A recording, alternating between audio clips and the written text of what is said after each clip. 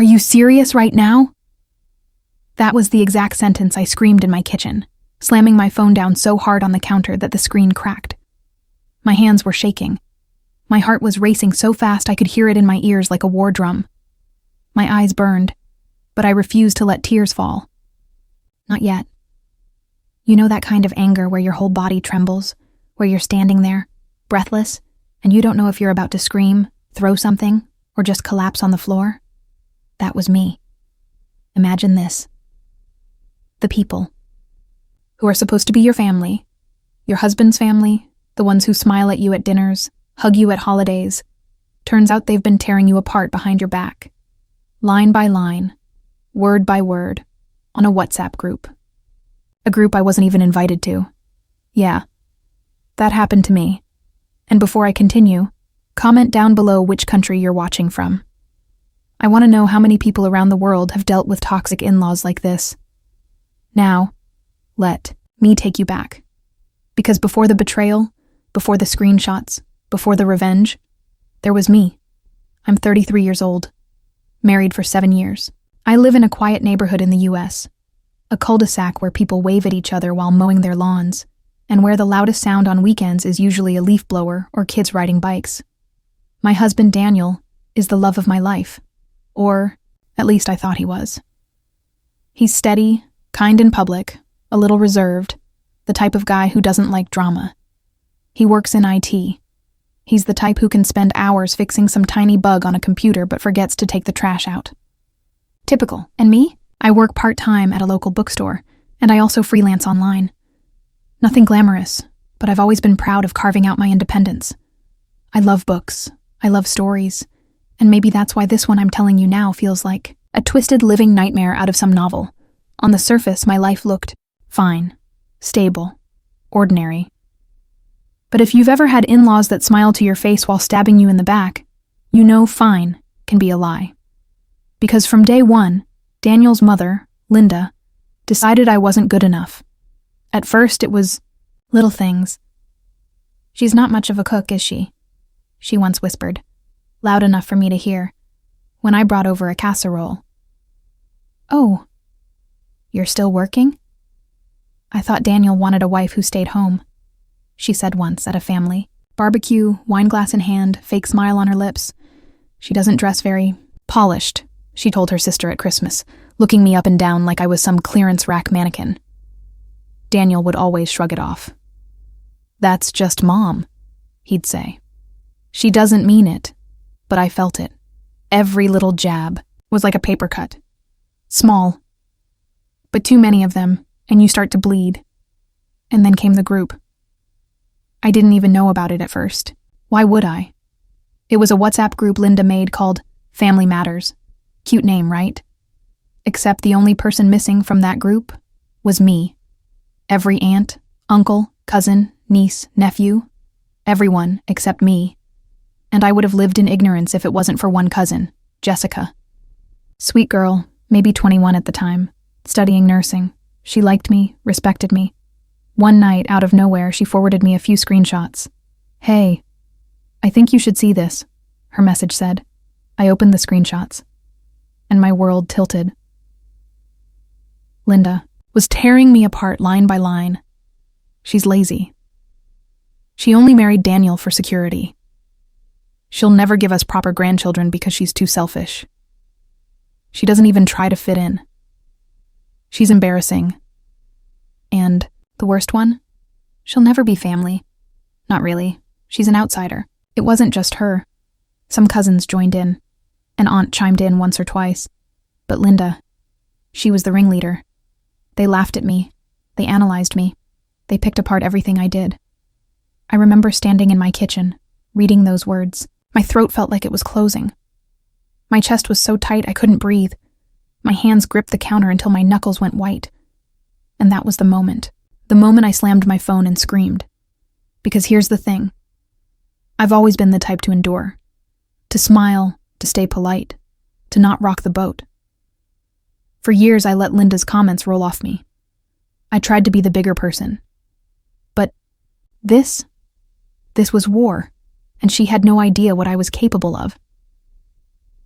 You know that feeling when you're standing in a room full of people smiling and laughing, but once you know the truth, all you hear is poison in every word. That was me the next. Sunday at family dinner. We were all crammed into Linda's dining room. The long oak table was covered in dishes, pot roast, mashed potatoes, green beans drowning in butter. Daniel was chatting with his dad about football, cousins were arguing about politics, kids were screaming somewhere in the living room. It looked normal. It looked happy. But for me, every laugh, every clink of a fork against a plate, every fake smile, they all sounded like knives scraping across glass. Because I knew what they said when I wasn't there. And Linda? She was glowing. Laughing louder than anyone, topping off wine glasses, leaning in close to whisper little comments, like she was the queen of her own little kingdom. I watched her like a hawk.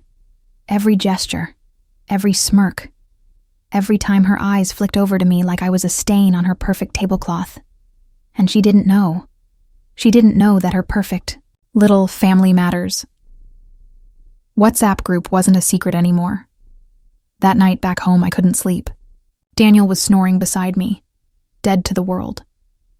I lay there staring at the ceiling, Jessica's screenshots burning in my mind. Do I tell Daniel? Do I confront Linda?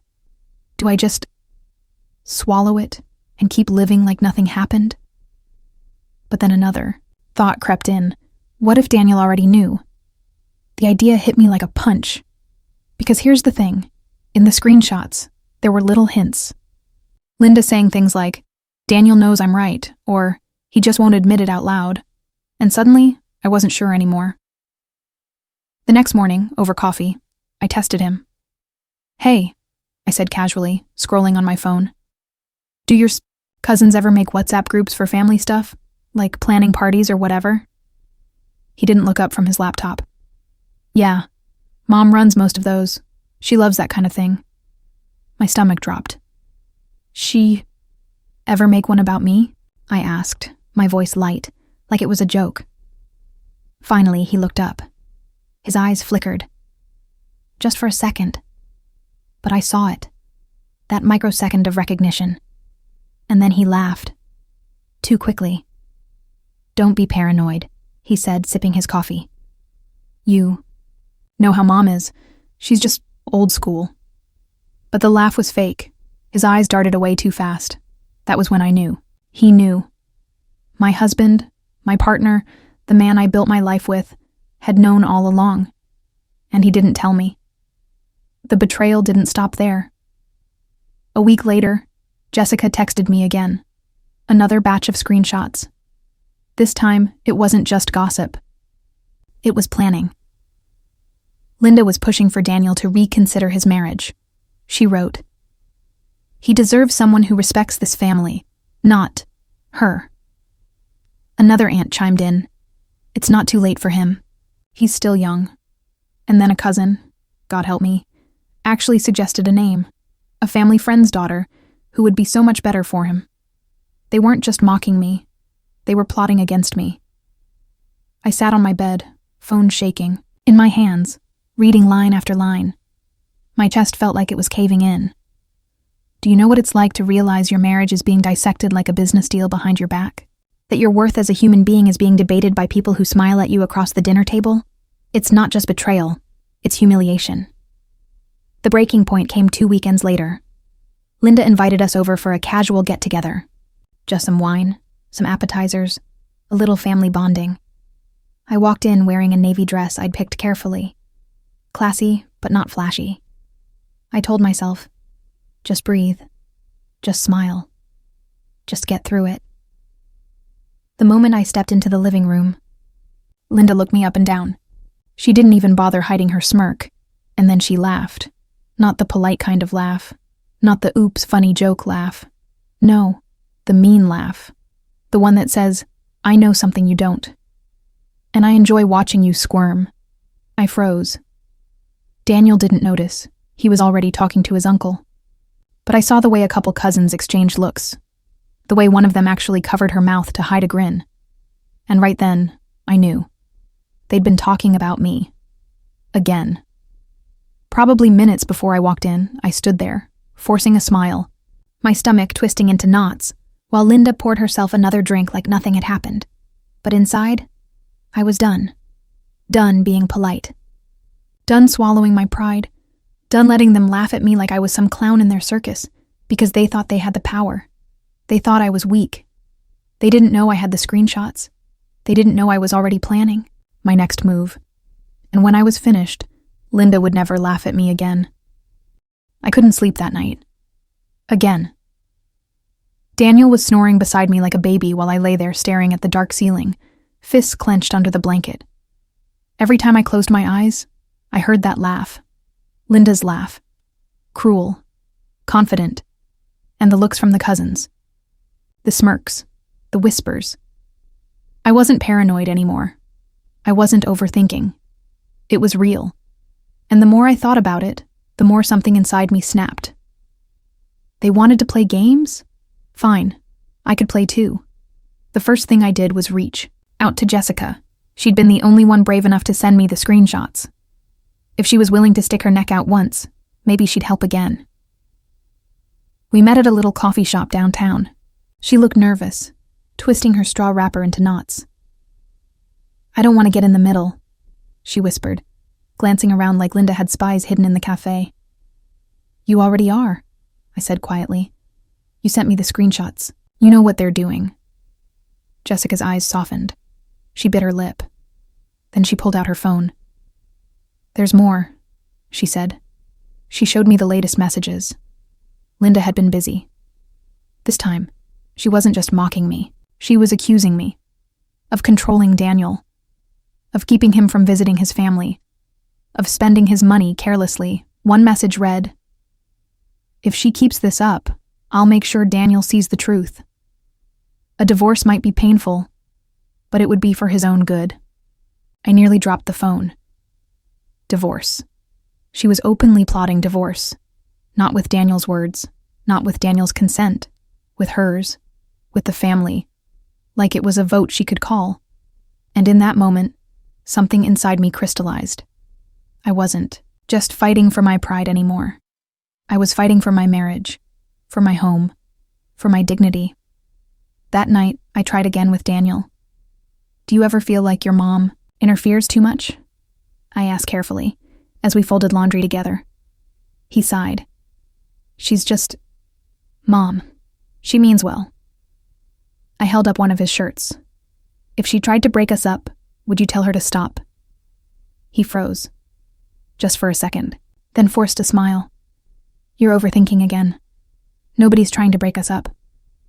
But I saw it, that flicker in his eyes, the hesitation, and I realized he was lying. Maybe he wasn't actively involved in the group. Maybe he wasn't typing out insults himself, but he knew more than he let on. And that hurt more than anything, because betrayal from an in-law is one thing. Betrayal from your husband? That cuts deeper than bone. So I started watching, listening, collecting. Every time Linda called, I paid attention. Every time Daniel's phone buzzed late at night, I noted it. Every weird pause in conversation, every awkward glance at family gatherings, I started filing it away in my mind. And slowly, a picture began to form. Linda had always been controlling. That wasn't news. But this was strategic. She was planting seeds of doubt, whispering poison in Daniel's ear, using the family group to rally allies. And Daniel, he was too weak, or too loyal to his mother, to shut it down. Which meant if I wanted to survive this marriage, if I wanted to keep my life intact, I couldn't rely on him.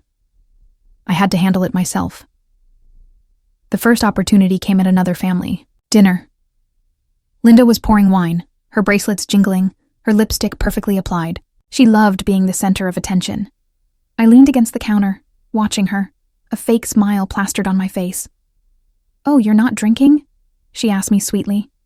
"Good. Maybe you'll finally lose those last few pounds." The room went quiet for a split second, just long enough for me to feel everyone's eyes. I forced a laugh. "You're right, Linda. You always know best." And I clinked my empty glass against hers like I didn't feel my insides burning. Because here's The thing, she thought I was weak. She thought I'd always swallow it. But she didn't know what I'd already done. Earlier that week, I had forwarded every single screenshot Jessica gave me to myself. I had them neatly organized in a hidden folder on my laptop, labeled, time-stamped, proof. Proof that Linda wasn't just rude. She was orchestrating a campaign against me, and proof that if I ever dropped it into the family's main WhatsApp group, the one where birthdays, graduations, and holidays were planned, her perfect image would shatter. I had the matches, and she was standing in a house made of paper. The escalation didn't stop there. One night, after Daniel fell asleep, I carefully picked up his phone. My hands were shaking so hard I nearly dropped it. I knew his passcode. Of course I did. 7 years of marriage. I opened WhatsApp, and there it was. Family Matters. I tapped it open, and my stomach turned. Hundreds of messages. Thousands.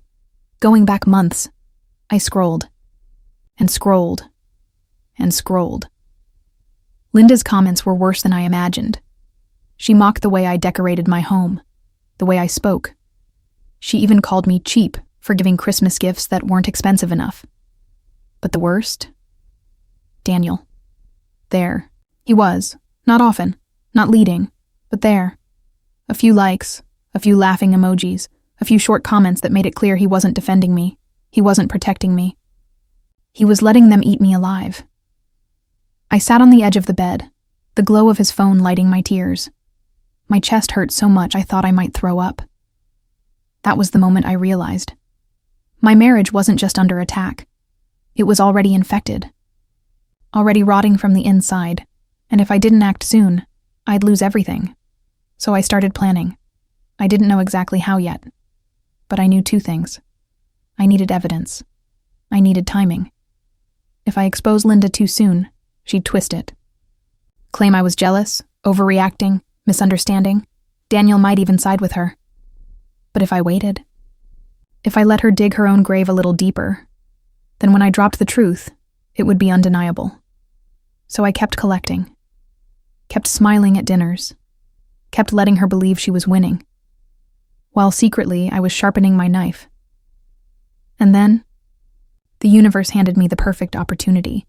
Linda decided to host a special family night, a big gathering.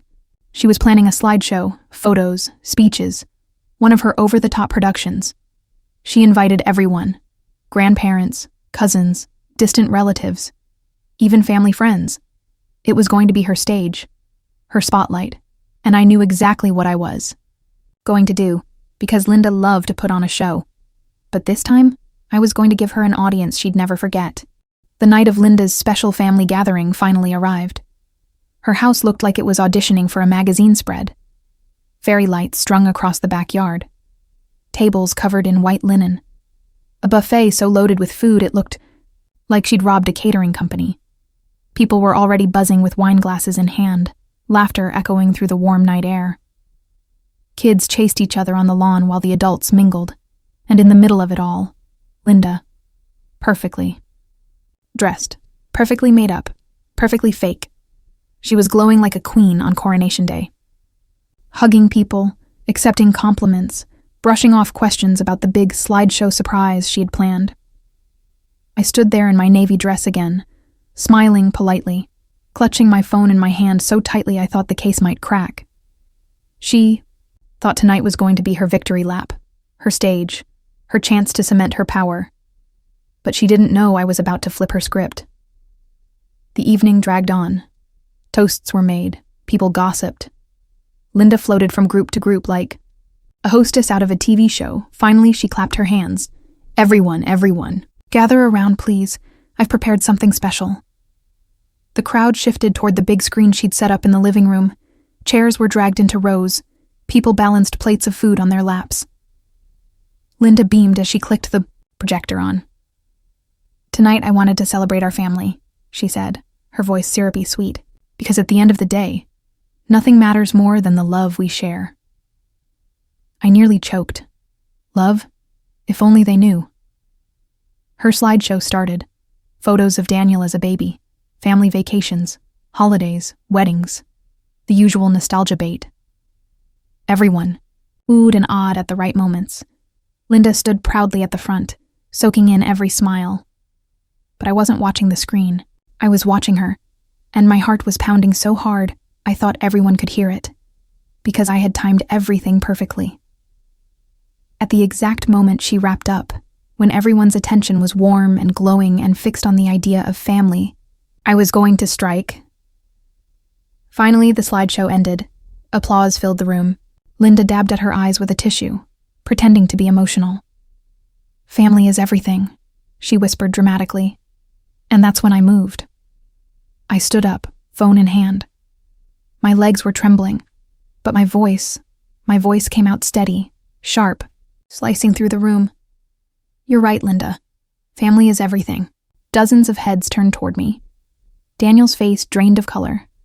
Linda froze, her fake tears still glistening. "Oh, well, thank you, dear," she said, forcing a laugh. "I'm so glad you—" I cut her off. "Which is why," I said louder, "everyone here deserves to know what you really think of me. Of this marriage. Of all of us." A ripple of murmurs spread across the room. Linda blinked. "What on earth are you talking about?" I held up my phone. My thumb hovered over the screen. "Your little WhatsApp group," I said. "The one where you rip me apart, where you call me selfish, lazy, an outsider." Gasps. A few heads whipped toward Linda. Her face went white, then red. That's absurd," she stammered. "She's making this up." "Am I?" I tapped my phone. "Because I have every single message, screenshots, timestamps, right here." And with one more tap, I dropped them into the main family WhatsApp group, the one where birthdays were planned, anniversaries celebrated, graduations congratulated. Within seconds, everyone's phones buzzed. The room went silent except for the chimes of notifications.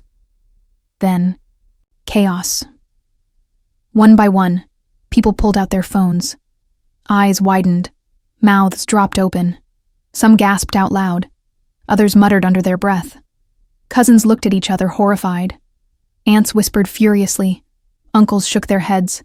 And Linda, dear, perfect Linda, just stood there, frozen, her smile crumbling, her hands shaking.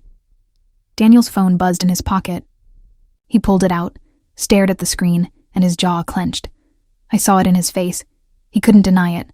Not anymore. Because the evidence wasn't in my hands alone. It was in everyone's. Pinned. Permanent.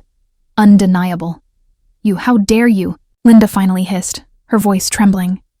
"How dare I?" My voice rose, my hands shaking with rage. "How dare you humiliate me? How dare you plot against my marriage? How dare you turn this family into your personal puppet show?" People were murmuring louder now. Someone in the back actually clapped their hand over their mouth. Linda's mask was slipping fast. "You've been lying to all of them," I said, my voice breaking, smiling in my face while stabbing me in the back. "And you thought you'd get away with it." The room erupted. An aunt shouted, "Linda, is this true?" A cousin snapped, "You dragged me into this, and for what?" Another relative muttered, "Unbelievable." The kids had gone quiet, sensing the storm. Daniel just stood there, pale, silent, caught between his mother and his wife. I turned to him. My chest felt like it was on fire. "You knew," I whispered, loud enough for the whole room. "Didn't you?" He opened his mouth, closed it, looked at his mother, then at me. And that silence was louder than any confession. That was when I delivered the final blow. I straightened my shoulders, wiped the tears off my cheeks, and looked Linda dead in the eye. "You wanted to humiliate me?" I said, my voice steady now. "Congratulations, you just humiliated yourself, in front of everyone." And I walked out. No screaming, no dramatics. Just walked out into the cool night air, my heart hammering, my hands still trembling, but lighter, so much lighter. Behind me, I could hear the chaos, voices raised, phones buzzing, Linda trying desperately to defend herself. But the screenshots, my screenshots, were doing the talking now. The truth was out, and there was no stuffing it back into the shadows. That night, For the first time in months, I slept like a baby. Because revenge isn't always about screaming or fighting. Sometimes, it's about patience, about letting the truth hit like a tidal wave, and oh, did it hit. The morning after the family gathering felt strange. The sun came up like it always did. Birds chirped outside like nothing had changed. But inside me, everything was different. For months, I had carried this weight: anger, humiliation, betrayal. It had sat in my chest like a stone, pressing down until I could barely breathe. But now, the stone was gone. Because the truth was out. Because Linda wasn't untouchable anymore. Because every single relative had seen in black and white what she'd been doing. And even though I didn't know what came next, for the first time in a long time, I felt free. Daniel barely spoke that morning.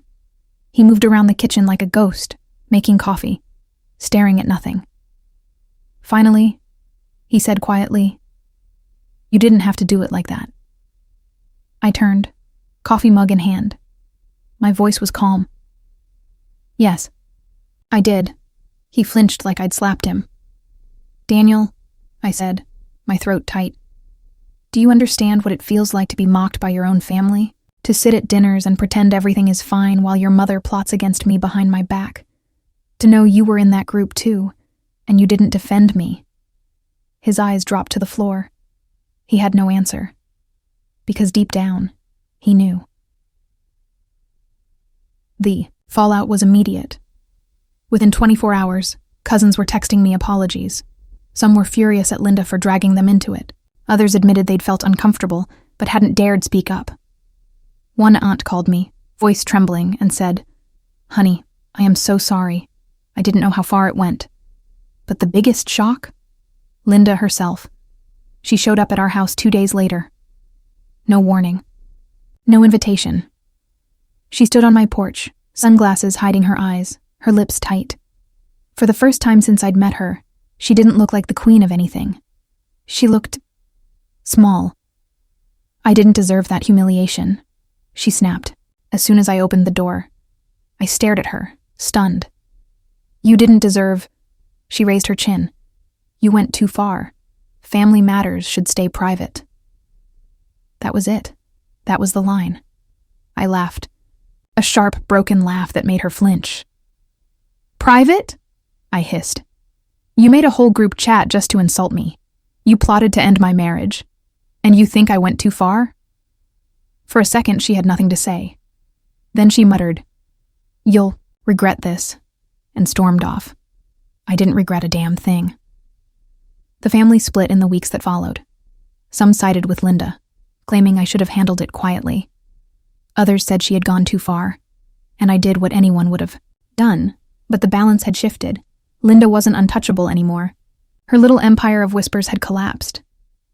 And me? For the first time, I wasn't the outsider. I was the woman who stood up for herself. Daniel was another story. He apologized. Half-heartedly at first, then more seriously. Once he realized I wasn't letting it slide.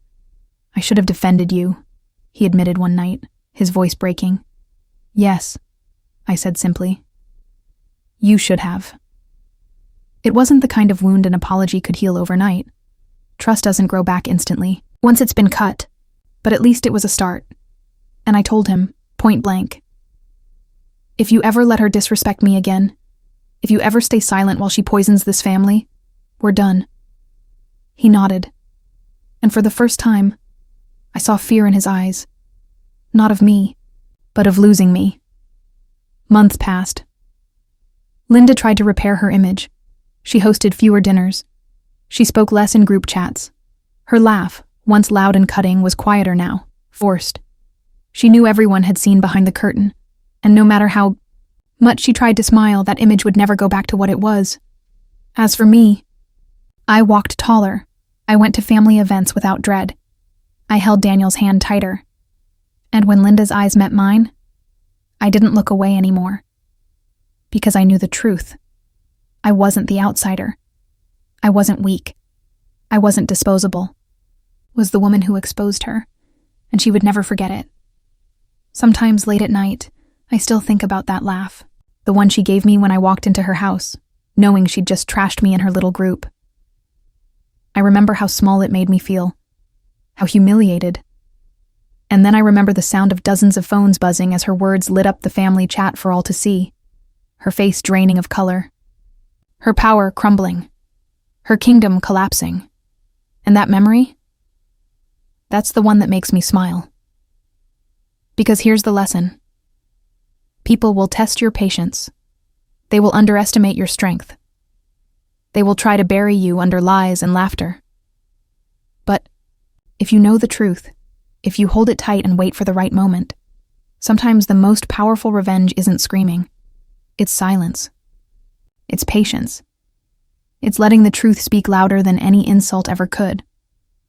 So now, let me ask you, what would you have done in my place? Would you have exposed her to the whole family like I did? Or kept quiet and tried to forgive? And tell me, honestly, would you have forgiven her?